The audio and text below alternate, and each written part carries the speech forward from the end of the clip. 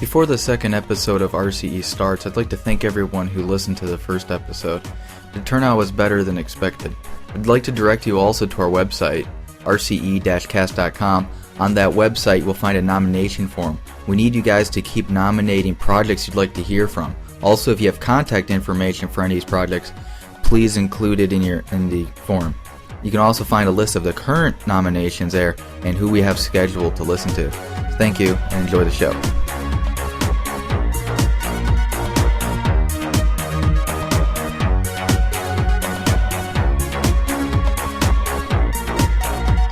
Research Computing and Engineering, episode number 2, with Joshua Anderson and Carolyn Phillips from the Hoomd project. Guys, welcome to Research Computing.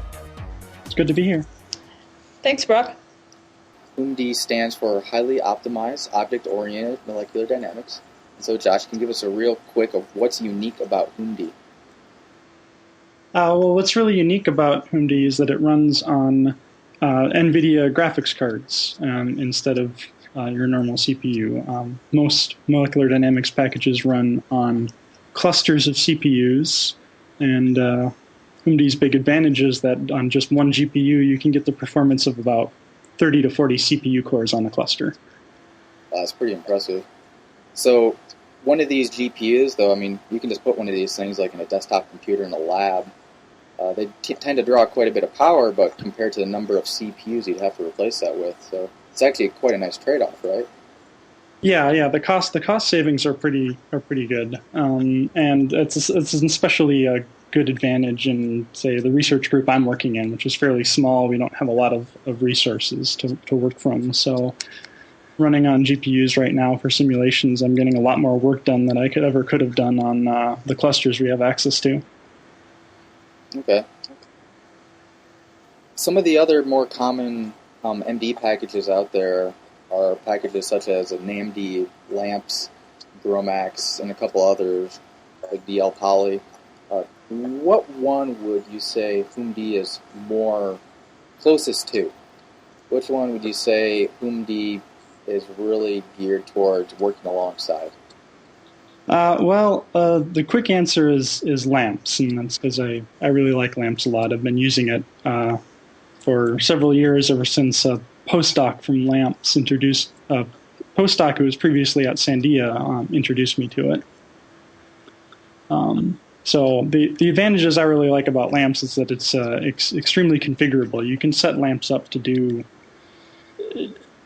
probably thousands of different kinds of MD simulations. I don't know. It's just so configurable. It's insane. So Hoomd was modeled entirely based on that same architecture. To be, right now I don't have all those features in, but the architecture is there that any feature to add those kinds of simulations can be added. Okay. So Hoomd's C++ like LAMPS, or is it something different? C++. It's all C++, but you have a Python interface. I notice it actually invokes a Python module.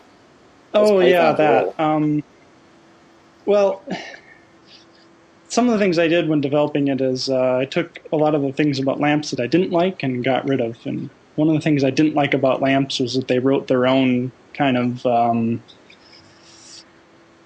parser to parse the scripts. I guess hasn't been mentioned yet, but all simulation jobs in LAMPS are defined in text scripts, and LAMPS parses them and creates classes based on the script entries you put in. And I didn't want to rewrite a parser myself, so I just use a Python as the parser, and all classes in Hoomd are interfaced to Python objects. So Hoomd script to run a job is actually a Python script. So actually a user of Hoomd can take advantage of all the power that Python has.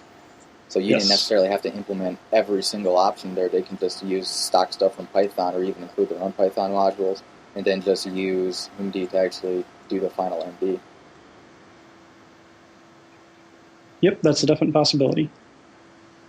Okay. So you've actually been doing work with Hoomd using multiple GPUs. How has that been going? How does it scale?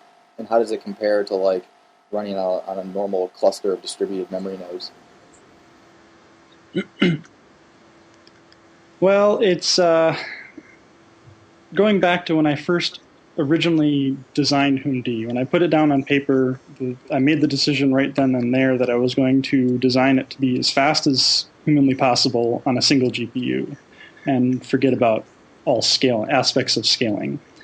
So that was the state of Hoomd for the first, year and a half. It only ran on one GPU. Recently, I've had some motivation to get it running on multiple GPUs, so I went back and sort of hacked in a multiple GPU communication and to split the calculations across. And the amount of communication required on each time step is fairly significant.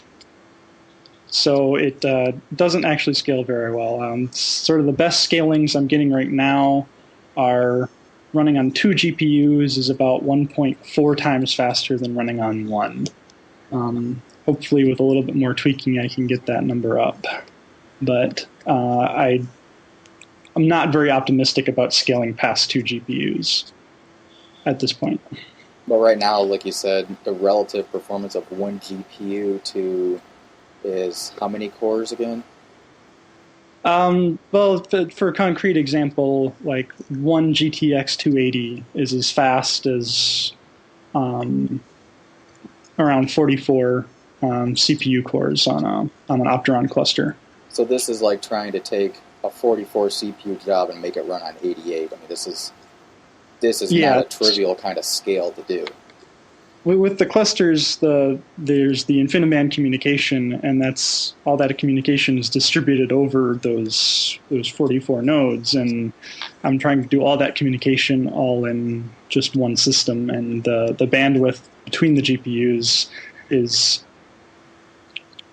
so slow. I can say that it's around 3 to 4 gigabytes a second is achievable, but that's so slow compared to the 100 gigabytes a second I get on the device that it's hard to work around, at least for molecular dynamics. Yeah, because I'm actually looking at a run here, which was one of your benchmark cases that I used to burn in a brand new Tesla box. And it was the LJ polymer simulation, I think it was, and I cranked it up to 640,000. It still ran at 24 time steps per second. But the limiting factor here all has to do with how many gigabytes per second it was effectively getting out of the memory of the card. Because the gigaflops reading, you have this nice profile thing. It's really cool. You can just say profile equals true, and it will break down timings and how long things take. The gigaflops is actually very low compared to the peak of the card. But the memory bandwidth is getting up there. So is memory bandwidth more important for this kind of calculation than CPU horsepower? Or in this case, GPU horsepower? Absolutely, 100%. Memory bandwidth, specifically the device memory bandwidth on the GPU, is what limits Hoomd's performance. And the reason for that is molecular dynamics. It does a lot of calculations, but each calculation on each data element, on each particle, is actually relatively simple. So there's a lot of loading data in, do a few calculations, write the data back out. And so it all comes down to optimizing that memory bandwidth, and that's where a lot of the development and experimentation is done and coming up with the best algorithms for putting molecular dynamics on the GPU. Yeah, because while the GPU memory is still pretty fast, they do some things differently that's from their graphics heritage, where there's not nearly as much cache, and it'd actually be very difficult to put enough cache on the card. Yeah, in fact, almost all of the memory accesses are completely uncached, and you have to access them in a very particular way. It's called memory coalescing. There's a certain set of rules you have to follow, and the CUDA programming guide nicely defines all those rules for you, so you know what you have to do. Okay, yeah. Carolyn and I were talking a little bit before the show about the way this actually works. So when programming on a graphics card, the graphics card really looks like a thread engine. You spawn so many blocks of so many threads, and we're not talking about like 16 or 12 threads. We're talking, 240, 400, 600 threads, right? Oh no, thousands. The GPU, going back to specifically the GTX 280 for a concrete number, it's capable of keeping around 40,000 threads in flight at once. And context switching is effectively free on these cards.